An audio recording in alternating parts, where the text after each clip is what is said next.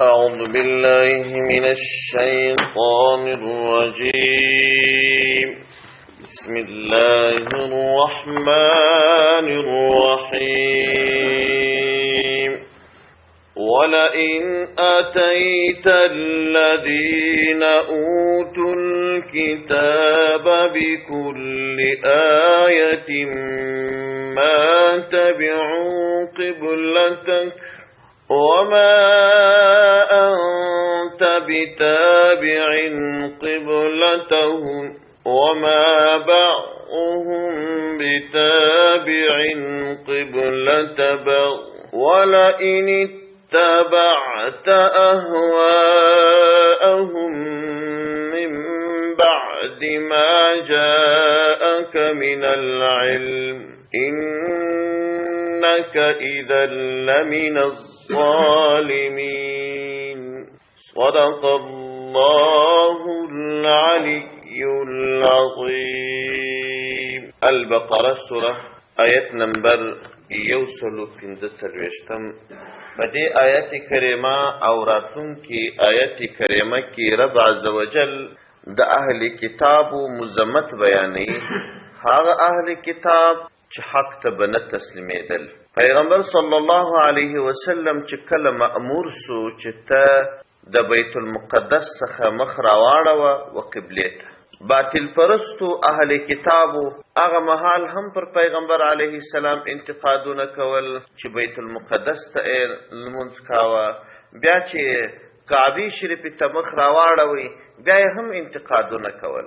هغه مهال هم پیغمبر صلی الله علیه وسلم د الله عزوجل ارشادات ته بیانول چې دا کار ما د الله په حکم کړی دي، دلایل یې ورته پیښول. بیا چې کعبه ته مخ راواړوي بیا هم دې ته دا عرض وکړي چې دا د الله ارشاد دی او پر دې دغه دلایل دي چې ما کعبه ته مخ راواړوي، بیا به هم اعتراضونه کول. الله جل جلاله په دې دوه آیاتو کې دوه خبرې کوي. یو خبره دا دوه خبرې د دې اړوند دي، یو خبره پیغمبر علی السلام ته د تنبیه کوي. اوله خبره دا چې اے پیغمبر، اے محمد صلی الله علیه وسلم، د خلکو ته حق معلوم دی. کچېرې د اهل کتاب ته د باطل فرستو اهل کتاب ته هر ډول دلیل تراوړي، هر ډول دلیل، که د دې په غوښتنه وي او که په منطقي او عقلي او نقلي لحاظ هر څومره قوي دلیل وي، دا خلک دا ستا پیروي نه کوي. اصلا چې کله یو څوک د چا په مقابل راسي، کله چې یو څوک د چا مخالف راسي، دا مخالفت دوه ډوله وي. یو مخالفت د حسد په وجه باندې وي، یو مخالفت د نه معلوماتو په وجه وي. د حسد په وجه باندې، د دشمنی په وجه باندې چې د یو کس د بل کس سره مخالفت رالی، نو دا مخالف کس پر دی بل مخالف کس اعتراضونه کوي، بد ای بیانې، کمزوریان ای بیانې. دا کس که یو دلیل درته ووایي، که دوه دلایل درته ووایي، که سل او زر دلایل ورته ووایي، دا کس یې نه مني. د ده مخکې لا دا فیصله ده چې دا سړی زما نه دی. هر څونه دلایل چې ما ته ووایي زما نه خوښېږي. دا سړی کوشش کوي چې اول د ده کمزوریانې بیان کړي، که یې کمزوریانې پیدا نه سي بیا بهتانونه او تهمتونه ورباندې ووایي. خو په یو طریقه د طریقو چې دا طرف راافزارېږي، بدنامېږي، دا کار دی، دا وظیفه ده. دا وظیفه نه ده چې حق ځان ته معلوم کړي چې دا سړی زما ولې نه دی خوښ. دا مخالفت دا د دشمنی او د حسد مخالفت. او دوهم ډول مخالفت دا د تحقیق او د حق پلټنې لپاره وي، د ناخبرتیا په وجه وي. دا سړی د دې سره مخالف دی، سم نه دی پوه سوی، یا د ده دلایل نه دي اورېدلي. دا کس چې یو دلیل ورته ووایي، دوهم دلیل ورته ووایي، دریم دلیل ورته ووایي، یا دا سړی نه ورته ووایي، دا سړی ته یو دریم کس دلایل ورته ووایي، معلومات ورکړي، دی وایي ها خبره داسې ده، ښه زه خو نه وم پوه. مخالفت ختم. حق مطلب دی چې دی ورته وصل سي، یو دلیل وغواړي، دوهم وغواړي، دریم وغواړي، حتی شل، دېرش، پنځوسم دلیل باندې ذهن خلاص سي، بیا پوه سي. نو دلته د اهل کتابو چې د پیغمبر علیه السلام سره مخالفت کاوه، دا د حق د طلب په وجه باندې نو، دوی ته حق معلومو. الله جل جلاله پیغمبر علیه السلام ته فرمایي ولئن آتيت الذين اوتوا الكتاب بكل آية ما تبعوا قبلتك. اے پیغمبره کچیر ته دې ته هر دلیل، هر معجزه، هر نشه دې ته راوړې دې ستا د قبلې پیروي نه کړي. نو دا خبره واوره چې دې خو ستا پیروي نه کړي، دا د دې مخالفت د حسد په وجه باندې دی. دا چې د دې مخالفت د حسد په وجه باندې دی، د دې حق پیدا کول مقصود نه دی. پر دې باندې دلیل دا دی چې دې خپله یو د بله نه دي سره همغږي. اهل کتاب مشرق طرف ته لمونځ کوي، عیسویان یهودیان شمال طرف ته لمونځ کوي. دوی خپله یو د بله خبره نه سره مني، دوی خپله یو د بله بد سره وایي. که چیرې د دې حق مطلوب وایي نو اول به دوی خپله فیصله سره کړې وای. نو چې دوی خپله د اهل کتاب یهودیان و نصرانیان سره جوړ نه دي، یهودیان و نصرانیان خپله یو د بله قبله نه سره مني، نو دوی به ستا په مورد کې چیرې حق ته ورسېږي. بس فیصله دا ده چې ته د دې د قبلې ته پیروي مه کوه، د دې تر خبرو تر تاثیر لاندې مه راځه. او دا امت به دې ښه پوه سي، که تا د دې د هواو تابعداري وکړه ته به د ظالمانو څخه جوړ سې. اعاذنا الله، پیغمبر علیه السلام خو هیڅ کله د دې تابعداري نه کول، هیڅ کله. خو الله تبارک وتعالی ما او تا ته دا پیغام راکړي چې سید الکون صلی الله علیه وسلم څومره لوړ مقام دی. که هغه لا مائل سي د دې د هواو غوښتنو تمنیاتو لورو ته، هغه ته الله عز وجل فرمایي وایي انک اذا لمن الظالمین، دغه مهال به ته د ظالمانو څخه جوړ سې. نو که ما او تا مایل سو بیا، او که ما او تا د دې غوښتنې ومنلې، د دې سره پر لار لاړو، نو موږ خو به ډېر بدبخته سو. او دوهمه خبره الله تبارک وتعالی پیغمبر علیه السلام ته کوي، وایي دا اهل کتاب دا داسې نه دي چې تا نه پېژنې، دا هم د هغې خبرې تایید دي، خو صرف طریقه یې بدله ده. دا اهل کتاب داسې تا پېژني لکه دی چې خپل زامن پېژني. دا یو چا څخه خپل زوی نه ورکېږي په سلو انسانانو کې چې، یا په سلو ماشومانو کې چې د یو چا ماشوم زوی ورک کړي، دی سیده ورسې هغه ماشوم تر لاس ونیسي. که څوک ورته وایي دا ستا زوی نه دی، دا بل دی، دا شک لا نه ورته پیدا کېږي. وایه بس ما زوی دی، زه څنګه نه پېژنم، ته ما ته وایه چې خطا وتلې دا بل ماشوم دی زوی دی، دا تصور یې را نه کوي، د لرې ځایه څه پېژني، وایي دا زما زوی دی. ای پیغمبره، کومې علامې چې په تورات او په انجیل کې د محمد رسول الله نبی آخر زمان بیان شوي دي، هغه علامې دی لوستې دي، داسې یقین دي، داسې تا پېژني لکه خپل زامن چې پېژني. نو د شک خبره پکښې نشته چې دوی ستاسو سره مقابلې کوي. دا مقابلې یوازې د حسد دپاره دي چې هم د پیغمبر علیه السلام تسلیت وسي، او هم دا نورو خلکو ته معلومه سي. نورو خلکو بیا دا ویله چې ښه نو که دی حق پیغمبر یې، دا اهل کتاب خو ملایان دي، دا یې ولې نه مني. الله عز وجل د خلکو دپاره هم خبرې واضح کړلې چې دا یوازې حسد دی، د حق لټول او د حق لټون د دې هدف نه دی. راځو یو ځلې دا دوه آیاتونه را ترجمه. ولئن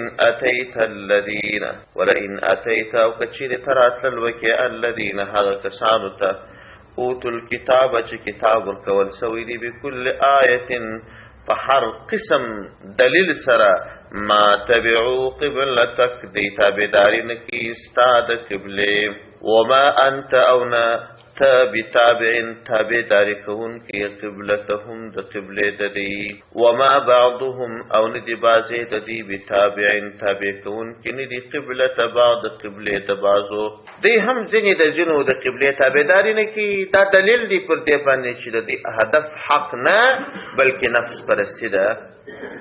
ولئن اتبعت اهواءهم کچیرې تابعداري ته د دې د هواو وکې من بعد ورست ما تر هغه جاءک چې تا تراسي من العلم د علم څخه انک بشک تب اذن په دغه وخت کې لمن الظالمین خامخا د ظالمانو څخه سي. اوس دا سوال سړی ته ذهن کې راسي چې يهوديانو خو چې بیت المقدس ته المنځ کاوه د الله په حکم یې کاوه، د دې قبله بیت المقدس او الله جل جلاله دا د دې قبله ته مخ ګرځول هوا وویل، د دې د زړه تمنا یې وویل. نو د الله حکم دا هم د دې د نفس غوښتنه ده که د دې دغه بیت المقدس ته مخ ګرځول نفسي غوښتنې وي نو بیا پیغمبر علیه السلام مخکې ولې د دې قبلې ته لمونځ کاوه؟ دا خو نفسي غوښتنه ده. نو بیا د دې دغه حکم باطل و چې دوی پخوا لمونځ ورته کاوه. اصلا خبره دا ده چې د الله عزوجل حکم چې پر یو طریقه باندې و هغه هدایت دی. چې کله د الله حکم واوښتي که بیا پر هغه حکم سړی ټینګ سي هغه دلالت دی.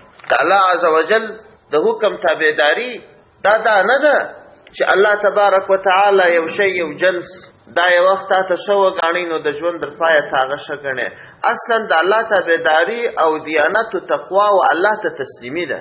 ور الله تبارک وتعالی د سهار لمونځ 2 رکعاته ستاسو غواړي، 3 رکعاته نه غواړي. که چې 3 رکعاته وکړي الله یې نه که ته خو ډېر مې وکړي الله خو د عبادت محتاج نه دی. الله تبارک وتعالی فقط ستاسو تسلیمي غواړي چې ته الله ته تسلیم یې او که نه.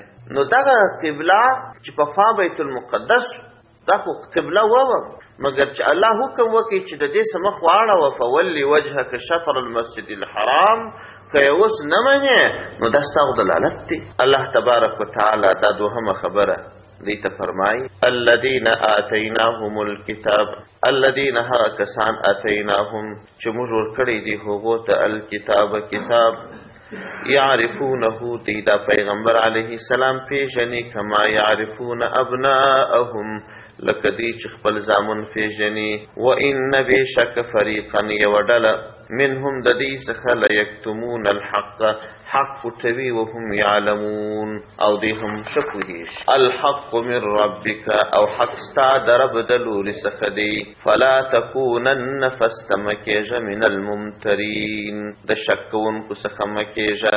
اوس نو دلته سړی ته سوال پیدا سي چې الله تبارک وتعالی دلته داسې حکم وکړي چې دی ای پیغمبره داسې تا پیژني لکه خپل زامن چې پیژني. ولې یې داسې نه ویل چې دی تا داسې پیژني لکه خپل پلرونه چې پیژني؟ د پلار عزت خو تر زوی زیات دی. پلار چې څومره محبت د اولاد سر لري اولاد هغومره محبت نه لري. د پلار چې څومره حق پر اولاد دی د اولاد هغومره حق پر پلار نشته.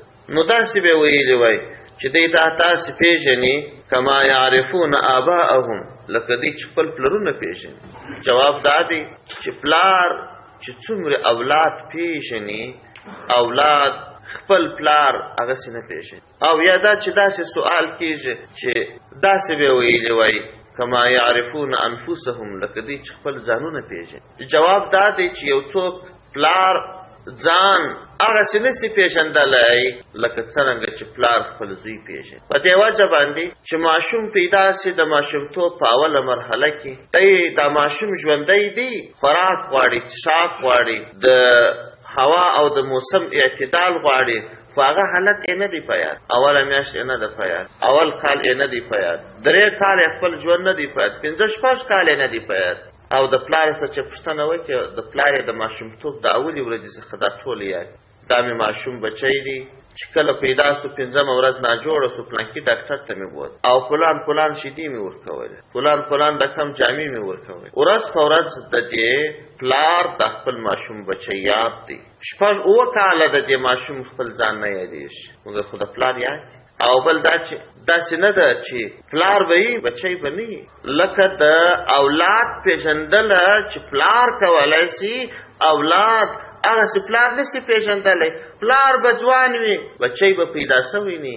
د دې ځوانۍ تر وخته چې پلار کوم وخت او کوم عمر تیر کړی دی نو ماشوم بچی په هغه نه دی خبر چې د څه تیر کړي دي. نو څنګه یې وپېژنې؟ پلار چې لا ځوان سوی نه اولاد پیدا کېدلی نسي او ماشوم پیدا سوی تر 6 کلنۍ 7 کلنۍ پورې خپل حالات یاد نه دي. نو ځکه الله جل جلاله چې پر بچي باندې د یو پلار د ماشومتوب د اولې ورځې څخه بیا تر ځوانۍ تر څونه چې پلار پر دې ټولو حالاتو پلار ښه علم لري خو زوی د پلار پر حالاتو هغونو علم نه لري خو یو انسان پر خپل ځان هغومره علم نه لري. ځکه الله جل جلاله دا خبره وکړه. بیا الله تبارک وتعالی پیغمبر علیه السلام ته حکم کوي وای حق ستا سره دی ته په دې کې څه شک مه کوه. پیغمبر صلی الله علیه وسلم هسې شک نه کوي خو دا اکثره ځایونه امت ته هدایت دي چې تاسو په دې کې شک مه کوئ.